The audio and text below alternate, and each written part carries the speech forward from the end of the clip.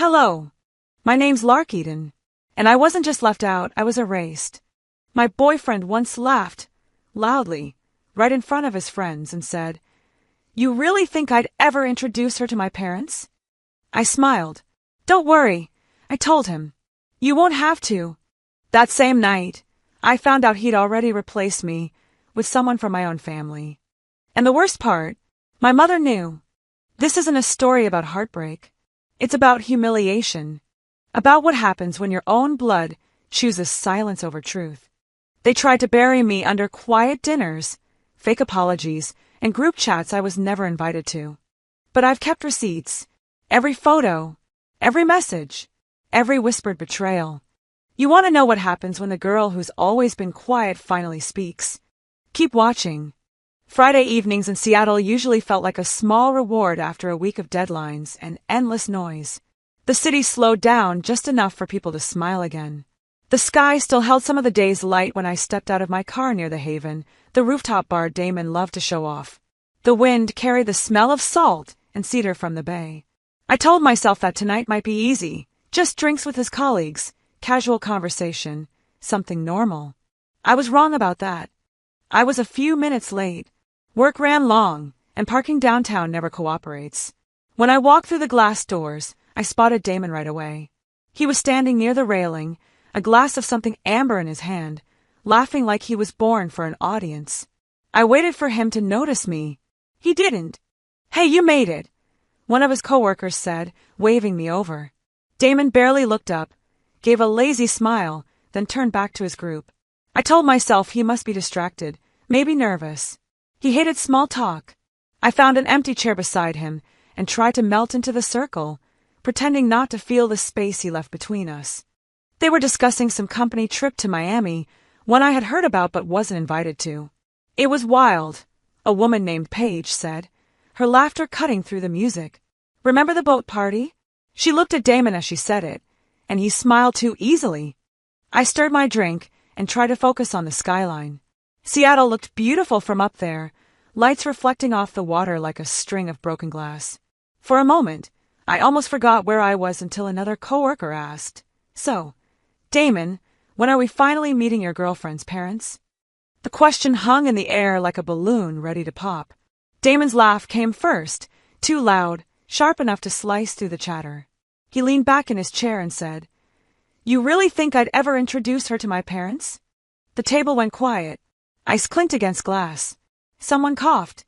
I felt my face heat, not just from embarrassment but from the disbelief that this man, the one I'd shared 2 years of my life with, could humiliate me for sport. I glanced around. No one looked at me directly. Damon smiled like it was a harmless joke. My chest tightened, and for a second I couldn't breathe.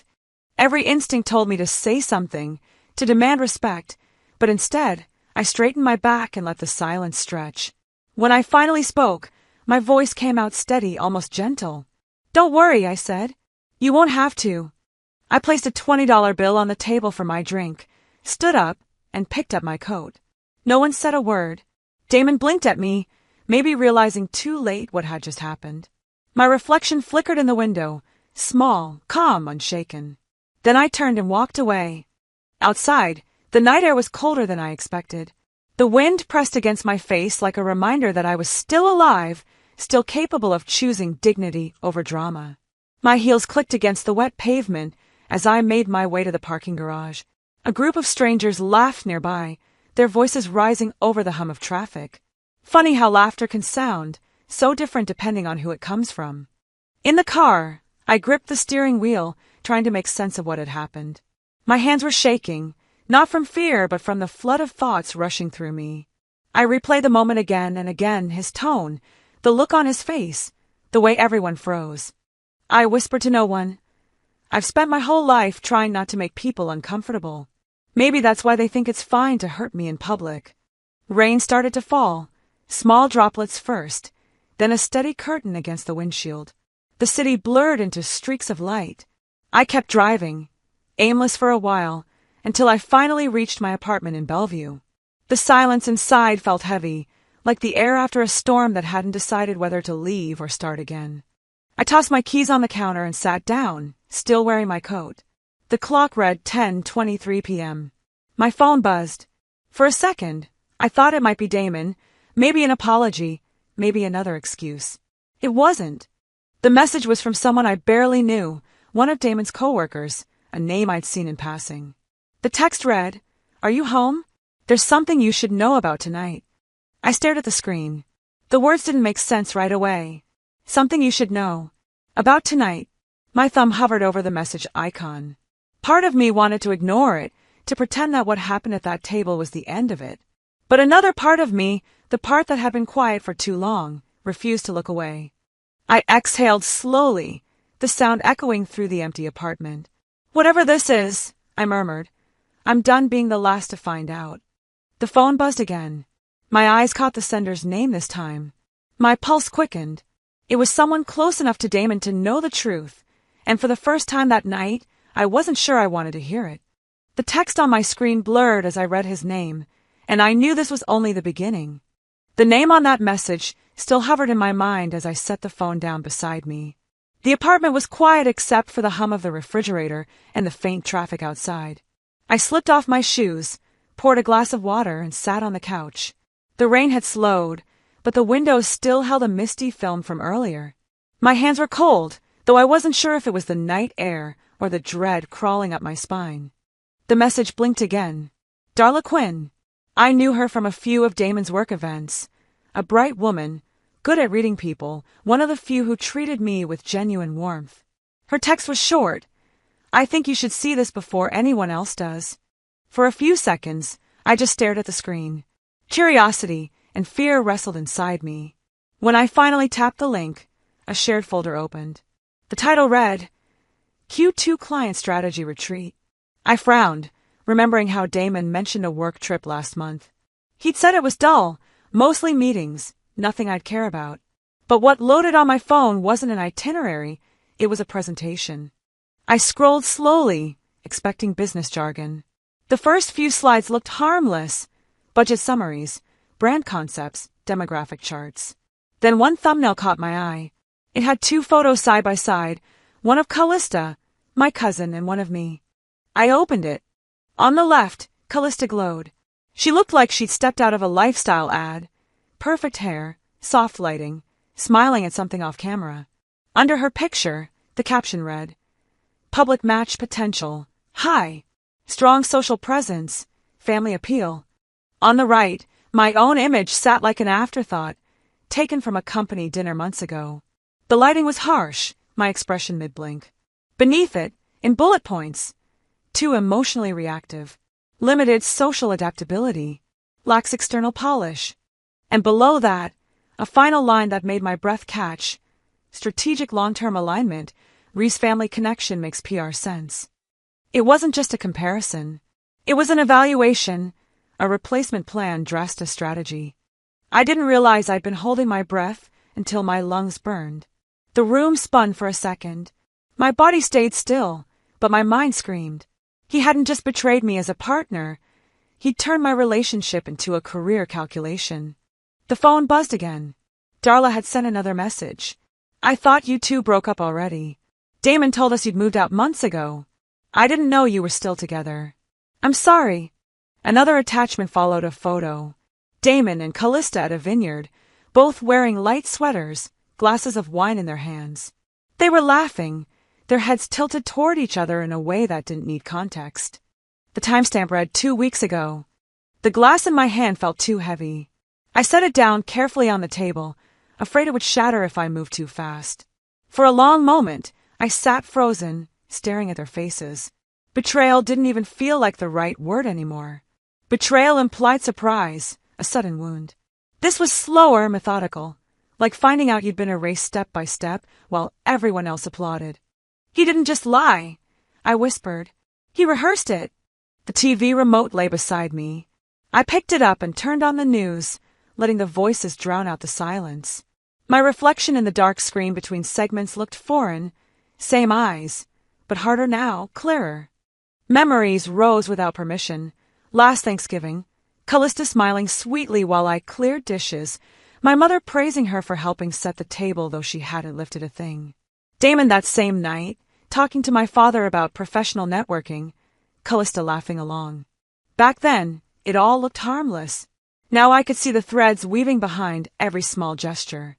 My phone lit up again. Another message from Darla. Please don't tell him I sent this. I just thought you deserved to know. I typed back, thank you. Then I deleted it before hitting send. I couldn't trust anyone connected to him now. The clock showed 11:38 p.m. I rose from the couch and walked to the window. Bellevue's lights blinked across the river, neat and distant. For the first time, I didn't feel small looking at them. I felt done. Not broken, just done. I turned back to my coffee table, opened my laptop, and plugged in my phone. My fingers moved without hesitation this time. I copied the slide, the vineyard photo, every file Darla had sent, and uploaded them to my private cloud.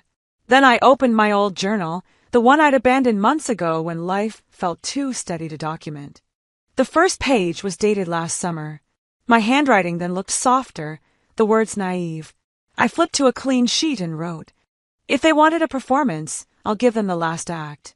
The sound of my pen scratching the paper was steady, deliberate. It felt like reclaiming oxygen.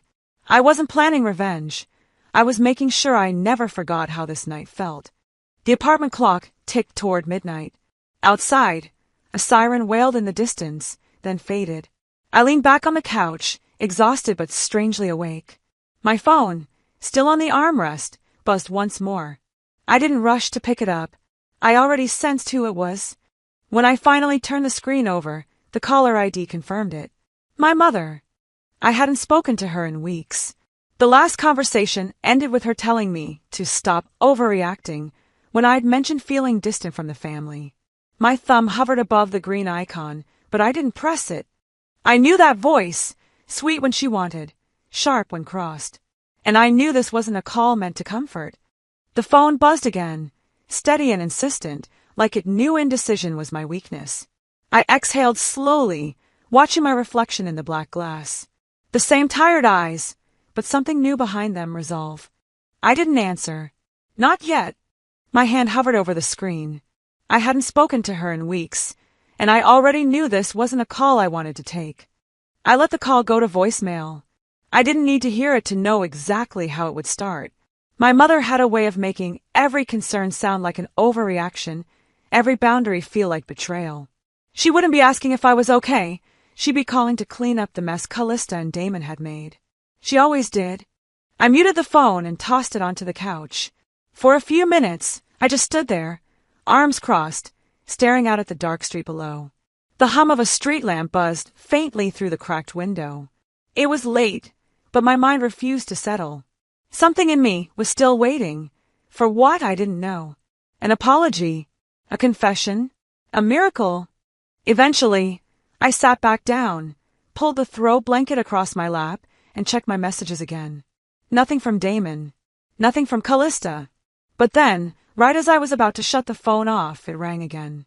Same name. Same sick feeling in my stomach. I hesitated, then answered. Lark. My mother's voice came through overly calm. I heard from your aunt. I want to make sure you're not making something bigger than it is. I didn't respond. She continued, like she was reading from a script. Callista's young. You know how she is. Emotional, impulsive. Damon's trying to figure out his next move, and she's just helping him with that. It's not personal. That word, helping, landed like a slap. I almost laughed. Mom, I said, quiet but firm, do you even hear what you're saying? There was a pause. She exhaled like I was already exhausting her.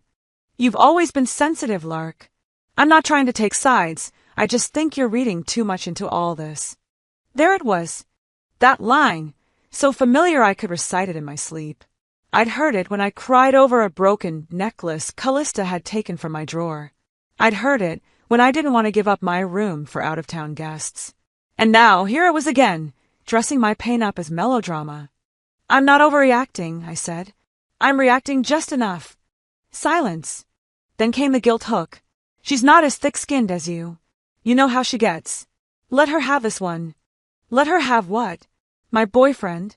My seat at the table. My dignity. I didn't raise my voice. I didn't cry. I didn't try to reason. I just hit end. The call cut off with a sharp click that echoed louder than any yelling would have. The apartment felt colder suddenly. Or maybe I just stopped pretending it was warm. I reached for the small wooden box tucked beneath my coffee table. It was old, scratched from years of moving. Inside was a handful of things I rarely let myself look at. Photos, letters, mementos. And beneath it all, a dress bag folded carefully, though the zipper had long since broken. I pulled it out, letting the fabric spill across my lap. 17. That's how old I was when I bought that dress. It was for my cousin's wedding reception. I'd saved up from a summer job babysitting for a neighbor and picked it out at a boutique downtown, deep green, with a neckline that made me feel elegant grown-up. It was the first thing I ever chose just for me. 2 days before the wedding, Mom had asked me to bring it downstairs. Callista was having a rough week, and Vera thought wearing something new might lift her spirits. She's been crying all morning, Mom had said, not even looking at me. You always look nice in anything. Just let her have this. I'd smiled. I'd nodded. I'd changed behind the curtain without saying a word. Even now, the dress still smelled faintly of perfume that wasn't mine. I folded it carefully and put it back in the box. My chest was tight, but not from sadness. It was something else, older, deeper. The slow realization that the person I thought I needed to become to be loved never actually existed. They didn't want me quiet because I was easier to love that way. They wanted me quiet because it was easier for them. I opened my laptop and logged into the cloud folder. The files were still there, Damon's slides, the photos, Darla's messages. I bookmarked 3 legal resources, opened a new document, and began copying down timestamps, names, links. I wasn't just collecting receipts anymore. I was building a timeline, one that told the truth, start to finish. I paused to take a sip of water, then glanced at the time. 1:12 a.m.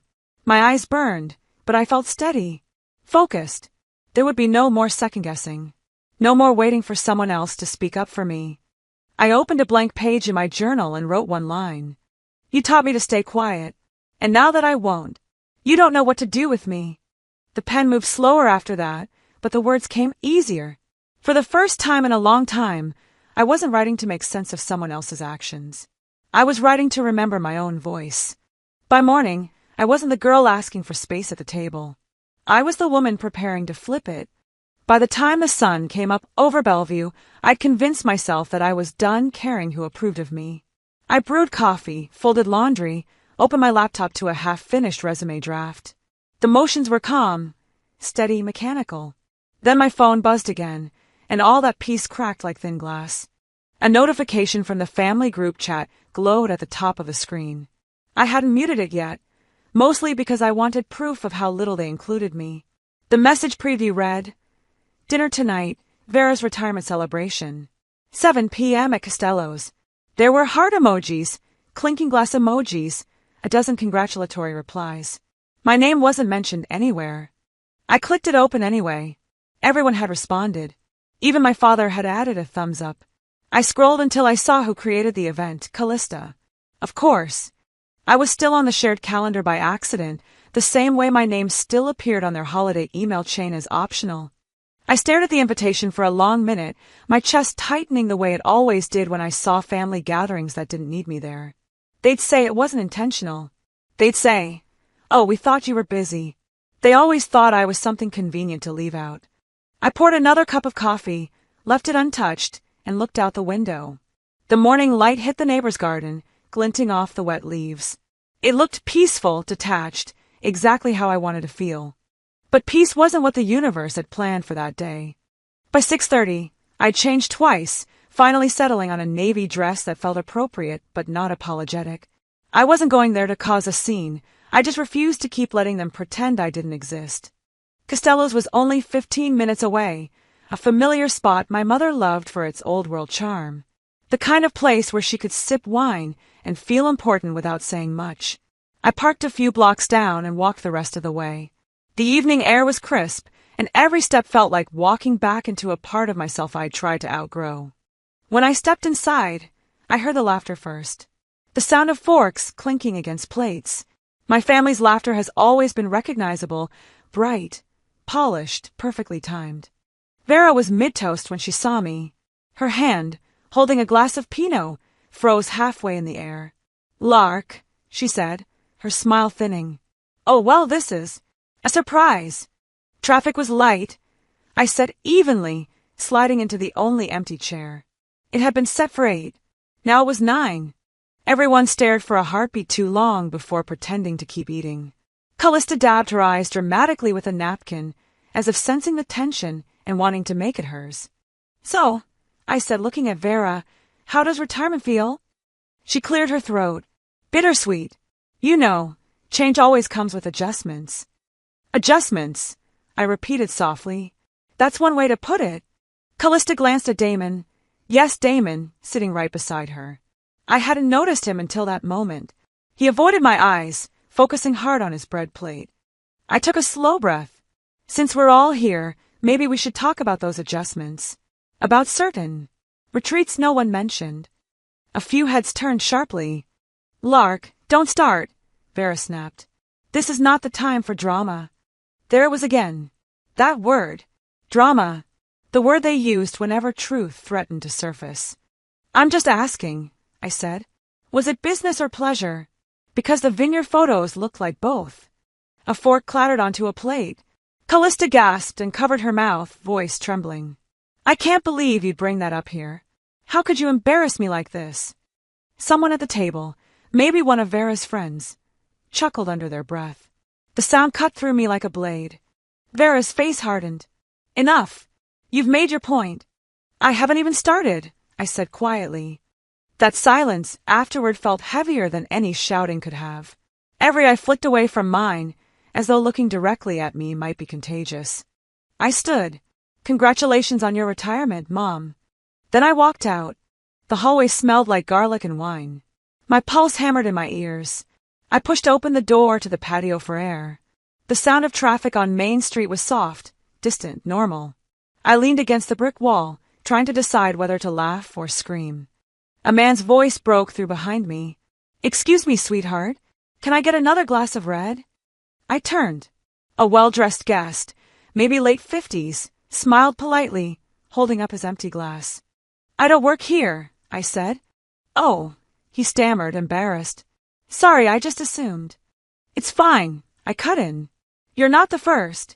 Out of the corner of my eye, I saw Vera and my father standing near the door watching. He looked uncomfortable.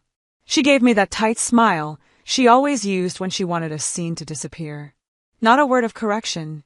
Not even a gesture. Something inside me gave way. Not a snap, more like a quiet tearing, a final strand breaking. I wasn't angry the way I used to be. I was beyond that now. I was tired of earning acknowledgement. I walked past the man, past my parents, past the hostess who looked like she wanted to say something but didn't. The night outside was cool and mercifully empty. In the car, the first laugh bubbled up before I could stop it. It wasn't joy. It was disbelief, bitter and sharp. I pressed my forehead to the steering wheel and whispered, "They'll never give me a place, so I'll stop asking." The words steadied me. I sat back, started the engine, and watched the restaurant fade in my rearview mirror. Somewhere between the glow of the streetlights and the rhythm of the wipers, I stopped shaking. "They had one chance to hear me out," I said softly. "Now they'll have to listen to the sound of their reputations unraveling." By Monday afternoon, I'd stopped waiting for someone else to do the right thing. The morning had been quiet, unusually so. No calls from my mother, no "Are you okay?" from anyone in the family, no apology from Damon. Not even a hollow check-in from Callista, which somehow made it worse.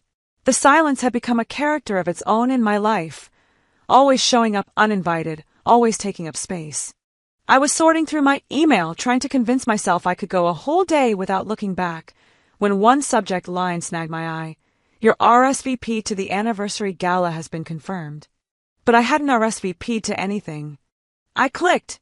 It was a forwarded message from a mutual friend of Damon's, one of those well-meaning types who assumed I was still on the guest list for his corporate event. The invite was addressed to someone else. Callista Reese. I sat back in my chair, the breath knocked out of me more from familiarity than surprise. There it was again, being replaced quietly, seamlessly, like I'd never been part of the picture in the first place. The gala was 3 days away. A catered rooftop affair with donors, clients, board members. I had helped him write the first pitch for that contract. I remember the night he got the deal. We toasted with cheap champagne and leftover Chinese takeout. And now he was bringing my cousin, the same cousin who cried at a dinner party when I mentioned the vineyard photos. Betrayal recycled, dressed in formal wear. I sent a text to Darla, short and to the point. Was I ever on the guest list? The 3 dots blinked for a while. Then, Lark, I thought you two were done months ago. He told us you were just roommates finishing out a lease. I swallowed hard, not because it shocked me, but because it fit so cleanly into the puzzle I didn't want to finish. Darla followed up with a series of screenshots. The planning thread for the gala had Callista's name in bold. She was the +1, on every file, every schedule. They'd picked out her dress color to match the floral theme. She was listed in the seating chart next to Damon's boss. I thanked Darla and closed the messages without reading her last apology. I didn't need sympathy. I needed proof. That's when I remembered something Damon had told me last fall, during one of his "let me brag and pretend it's useful advice" monologues. He'd set his work phone to mirror cloud storage on his home desktop, said it made things easier when he was traveling. He never logged out of the laptop in the living room. Because, as he always reminded me, I trust you. You're not the type to snoop. No, I wasn't. Until now. I booted up the old machine, typed in the password I hadn't forgotten, and watched the desktop flicker to life. It took less than a minute to find it. One folder named Work Plus Wine. Inside were photos, files, chat exports. And there it was. A meme. A blurry screenshot of me at the rooftop bar from weeks ago, clearly mid-blink, with the caption, "Emotionally supportive placeholder. Great for light errands, less for PR photos." I stared at it, stone-faced. Not because it didn't hurt, but because it confirmed everything I already knew. Everything I had buried under excuses and blind loyalty. Then, just below the image, another message from Damon himself. It's not like she ever belonged. Just trying to close this chapter quietly. The heat rose slowly in my chest. I didn't cry. I didn't scream. I copied the image, saved the entire chat, and I started to plan. I opened a new burner email account. No name, no identifying info. Then I attached 2 files. One was the public match potential slide comparing me and Callista. The other was the meme from the group chat. I sent them to 3 addresses: Damon's HR director, his largest client's media liaison, and the PR sponsor listed on Callista's brand page. I didn't sign my name. I didn't need to. My heart wasn't racing when I hit send. If anything, it slowed. Steady. Sure, this wasn't revenge. It was exposure. The kind you give to mold when sunlight finally finds it. I sat back and exhaled. The room was quiet, except for the soft hum of the refrigerator again. Outside, someone's dog barked twice before falling silent. The streetlights had just flicked on.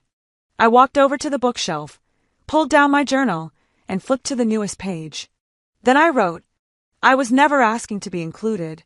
I was asking to be respected. Since that's too much, I'll settle for being impossible to ignore. I underlined it twice. Later that night, I started sorting my things into boxes.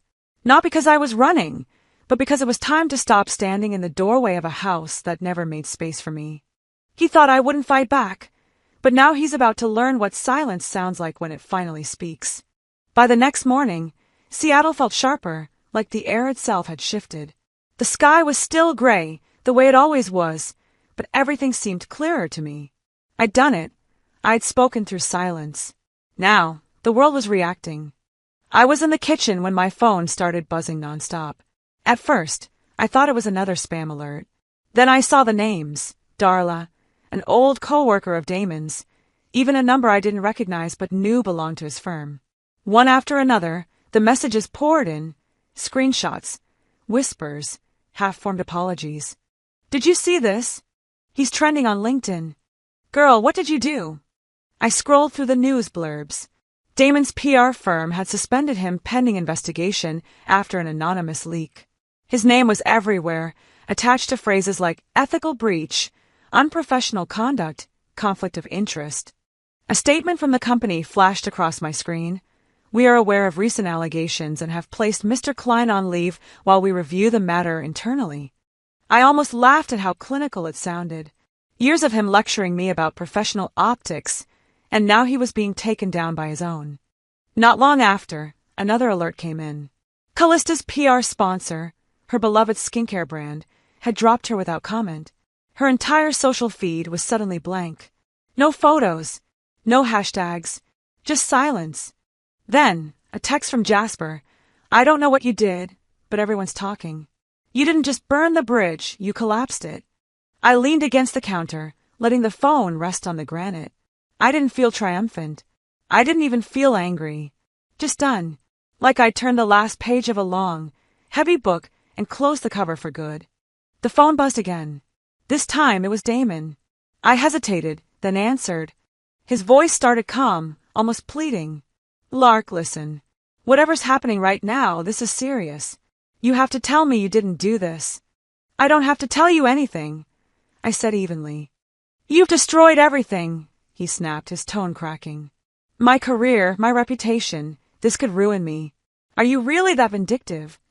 I took a breath, slow and steady. You said I didn't belong, I replied. So I left. But I took the truth with me. He went silent.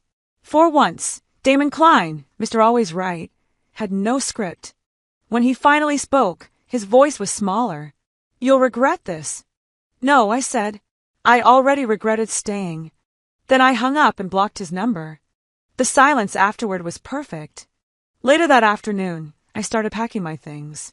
The apartment still smelled faintly of his cologne and old coffee grounds.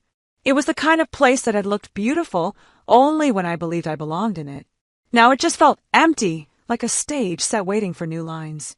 I pulled open drawers, sorting what was mine from what wasn't. The work laptop, his. The ceramic mug with the crack, mine.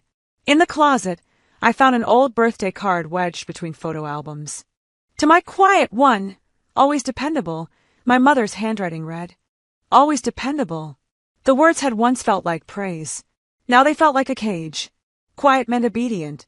Dependable meant invisible. I tore the card in half and dropped it into the trash. When I reached the desk, I saw my old journal still open from last night. The last sentence stared back at me like a mirror. I'll settle for being impossible to ignore. I smiled at that. Then I picked up a pen and wrote another line beneath it. I'm not angry. I'm just done pretending I don't see it. I left the note on the kitchen counter, next to the keys he'd never bothered to look for until it was too late. As I zipped up the last suitcase, I looked around the apartment one more time.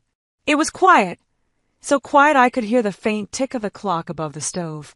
For the first time, that silence didn't feel oppressive. It felt earned. I walked through each room slowly. The living room, where I'd waited for him to come home and say sorry. The hallway, where we'd laughed once over spilled wine. The bedroom, where I'd learned what loneliness sounded like even with someone breathing beside me. And then the front door. My suitcase stood upright beside it, my coat draped over the handle. My laptop bag was already slung over my shoulder. I took one long breath, filling my lungs not with grief but with something purer release. This wasn't revenge. This was reclamation. Before stepping out, I turned back for one last glance. The apartment was stripped bare now. No photos, no clutter, just empty space. The same kind of space I used to crave from him and from my family, the kind they never gave willingly. Now it was mine. I locked the door behind me. As I walked down the corridor, the elevator chimed softly, its doors sliding open like a quiet invitation.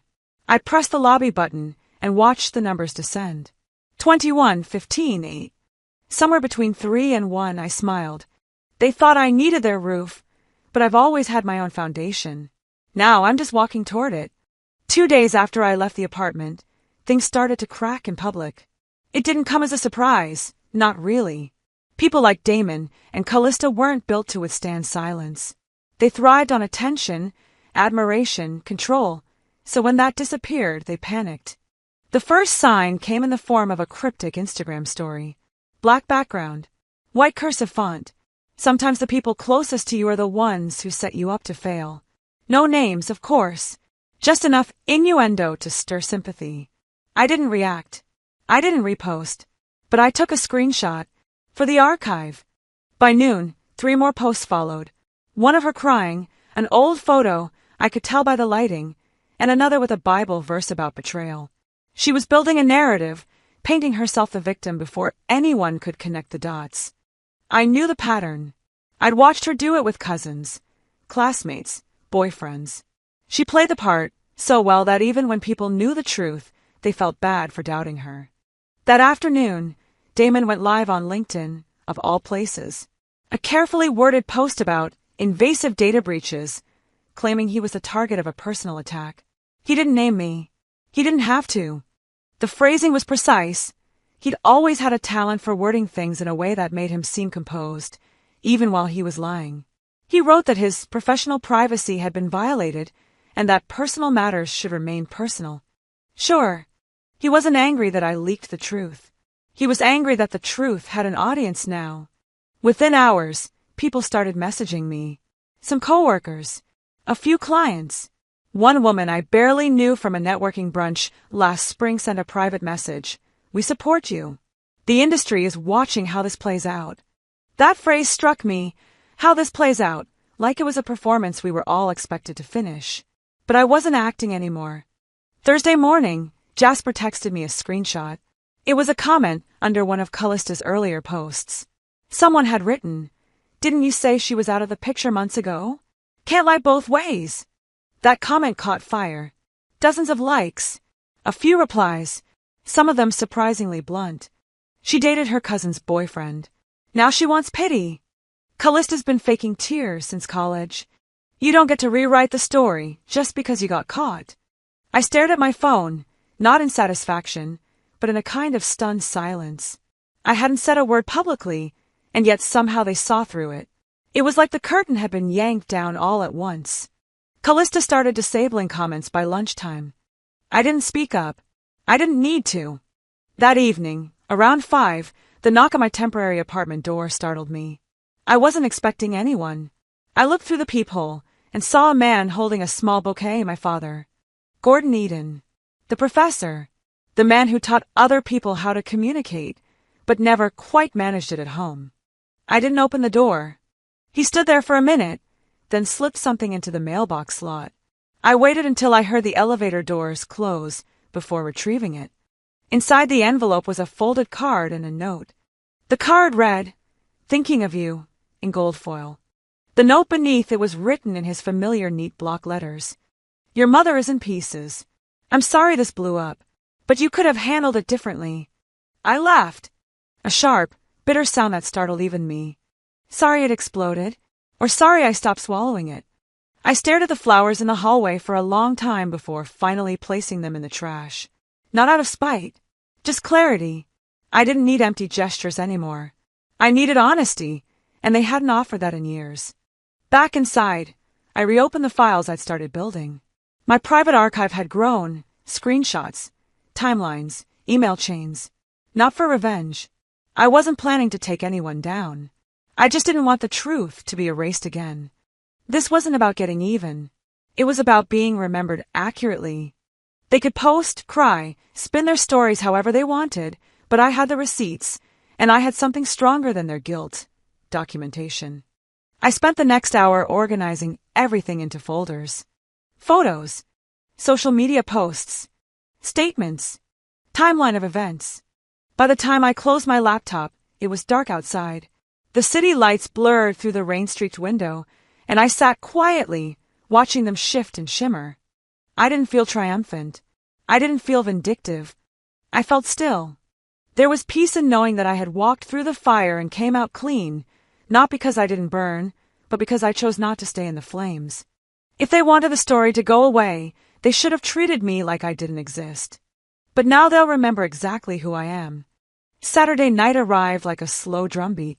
The city lights shimmered across the wet pavement as I stood outside the glass doors of the ballroom, watching people in gowns and tuxedos filter through. Their laughter spilled out into the crisp air, a sound I once thought I'd never be strong enough to face again. Inside, I could already spot Damon. Even from across the lobby, I recognized the way he stood, posture too rigid, smile too rehearsed. Callista clung to his arm, dressed in a silver gown that tried too hard to whisper elegance. They looked uneasy, the kind of unease that comes when you know the room has stopped believing your version of events. I adjusted the collar of my black dress and took one last deep breath. Beside me, Aunt Coraline gave a small nod. She'd offered to come along, not because she liked events like these, but because she understood the importance of showing up. "I know I was hard on you," she murmured, her voice low, eyes fixed on the crowd ahead. "But you were never the broken one, Lark." Her words hit something tender in me. 4 years, she'd been my harshest critic. Tonight, she was my anchor. We walked in together. Heads turned almost immediately. Flashbulbs popped from a nearby photo booth, and whispers rippled like a quiet storm. I didn't need to hear the words to know what they were saying. She came anyway. I didn't flinch. My heels clicked against the marble floor, steady, deliberate. The sound echoed in my ears like a metronome guiding me forward. When we reached the center of the room, Damon's expression cracked. For a split second, the charming facade slipped. He left Callista's side and made his way toward me, his face caught between panic and disbelief. "What are you doing here?" he demanded under his breath, tone low but sharp. I met his eyes, calm and unbothered. "Listening," I said. "Something you never learned." He opened his mouth again, but I'd already turned away. Callista started moving toward me, her fake smile plastered in place. "Lark, can we please talk about this?" I raised my hand slightly, not in anger, just a gesture to stop her where she stood. "Save it. The internet already said enough." The words hung between us like frost. She blinked, the smile fading, her confidence unraveling in real time. I walked past them both, leaving them frozen among the whispers. The evening's host, a woman from Damon's company who had quietly thanked me weeks earlier for exposing the truth, caught my eye near the stage. She smiled and gave me a small nod. I didn't understand why until I heard her voice through the microphone. "Before we continue," she said, "we'd like to acknowledge a special contributor to the campaign that made this year possible, someone whose creative vision helped shape our story." Then, to my surprise, "Please welcome Lark Eden." A wave of murmurs swept through the crowd. Damon's face strained of color. Callista looked ready to cry again. I hadn't planned to speak, but maybe some words don't wait for permission. I walked toward the stage. The room seemed to hold its breath. When I reached the microphone, the lights felt too bright at first, but then everything settled. I looked out across the sea of faces, people who had once seen me only as a shadow beside someone else. "I've spent my life being asked to step aside," I began. My voice was steady, not loud, but every syllable carried. To let others shine, to make space for the ones who were louder, flashier, easier to like. The crowd was silent. Even the servers paused. "Tonight," I continued, "I'm not stepping aside. I'm standing where I belong." The applause started slowly, uncertainly, like people testing whether it was safe to agree. Then it grew, warm and full, rolling across the ballroom like thunder. I caught sight of Damon standing at the edge of the room, jaw tight, clapping only because everyone else did. Callista's eyes glistened, not from pride but humiliation. And for the first time in 2 years, I didn't feel small standing in front of them. I felt whole. When the applause finally softened, I stepped down from the stage. Coraline was waiting near the corner, her hands clasped, her eyes bright with something she didn't say out loud. She pulled me into a hug. "Your mother won't get it," she whispered. "But I do." I held her tightly, the kind of embrace that makes years of misunderstanding dissolve. After she left to greet a colleague, I found my way to the exit. The cold air outside felt different now, not biting, but clean. I could still hear the faint echoes of music from the ballroom, muffled by distance. My phone buzzed as I walked toward the car. A message from Jasper. "I saw it. You were brilliant." I smiled faintly, thumbs hovering over the screen before I typed back. I was honest.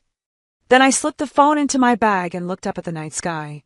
Seattle's skyline stretched above me, dark glass towers reflecting specks of light. Somewhere in that glow was the version of me I'd almost lost, the one who'd stopped asking for permission to exist. I hadn't burned the house down. I just walked out and let the truth do the rest. Spring had finally come to Seattle. It hadn't announced itself loudly, no sudden bloom or dramatic temperature shift, but in the quiet way things heal when no one's looking. The air was softer. The light lingered, just a little longer in the evenings.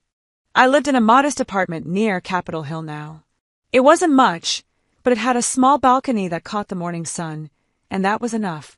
I'd planted herbs in a few mismatched pots, basil, rosemary, lavender, and most days I watered them before breakfast, coffee in one hand, silence in the other.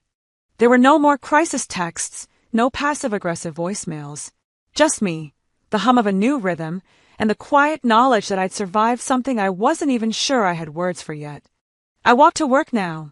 It gave me time to think. Sometimes, I'd pass places that used to hold meaning. A bookstore Damon and I once spent rainy Sundays in, the deli where Callista cried in front of the cashier to avoid paying a late catering fee, and I'd wonder if those walls remembered me the way I remembered them. They didn't. Of course they didn't. But I did. And that was enough. Word had spread quietly about Damon's replacement. The company had issued a short statement a week after the gala.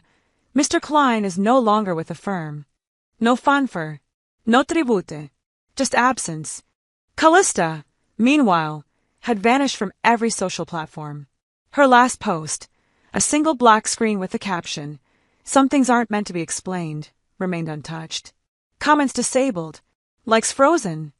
I never felt the urge to look again. Then came the email. Subject line, regarding recent family tension. From Vera. I clicked it open, not out of curiosity but completion. It read, "I regret how things escalated. Family is complicated. I hope, in time, we can all move forward with grace. No apology. No ownership. Just a soft blanket of vague words meant to sound kind without being true." I didn't reply. There was nothing left to say. Weeks passed. The city thawed, and with it, something inside me did too. One afternoon, I ducked into a bookstore to kill time before a client meeting. The air smelled of old paper and coffee grounds. I found myself in the self-help section, not because I was searching for answers, but because I wanted to see what titles people reached for when they thought they were falling apart. That's when I heard his voice. "Didn't peg you for the self-help type." I turned. Jasper stood there, holding a book on creativity, his smile quiet and knowing. "Not looking for help," I said. "Just a little perspective." He didn't laugh. He just nodded, his eyes warm. "You okay?" I answered honestly. "Most days." We walked out together, neither of us rushing. The air outside smelled like sidewalk rain and blooming trees. We didn't talk much, just enough. When we reached the corner, he hesitated. "Dinner sometime?" he asked. "Maybe," I said, smiling. "But not because I need saving. Wouldn't dream of it." He walked one way. I walked another. That night, I sat at my desk and opened a blank document. The cursor blinked at me like it was waiting for permission to begin something new. But I wasn't quite ready. Instead, I reached for a pen and pulled out an old notebook, the one I used to write in before everything fell apart. I tore out a fresh page and began to write. "Dear Mom, I'm not sending this. You won't read it, and I don't need you to. I just need to say it. I understand now that your love was always conditional, that it came with quiet terms no one ever wrote down, but I learned how to follow. Be agreeable. Be small. Be less, so others can be more. But I'm done paying that price. I'm not angry anymore. I'm just free." I folded the letter once and placed it in a drawer labeled with a sticky note. Unsent. But understood. Before bed, I opened my email and updated my signature. It used to have 2 names, mine and Damon's, listed as co-founders of a brand that never quite knew what it stood for. Now it read, Larkeden, creative consultant public speaker. No parentheses. No second name. Just mine. I stared at it for a moment, really looked at it. My name. They laughed like I didn't matter. But the story they're telling now, it starts with my silence and ends with my name. In the end, it was never about revenge. It was about recognition. Lark didn't burn bridges. She built boundaries. She didn't scream to be heard. She let the truth speak for her. This story is a reminder that sometimes the most powerful thing you can do isn't fight louder. It's walk away stronger. Have you ever been the one expected to stay quiet, just to keep the peace? Tell us in the comments. And if you found yourself in this story, subscribe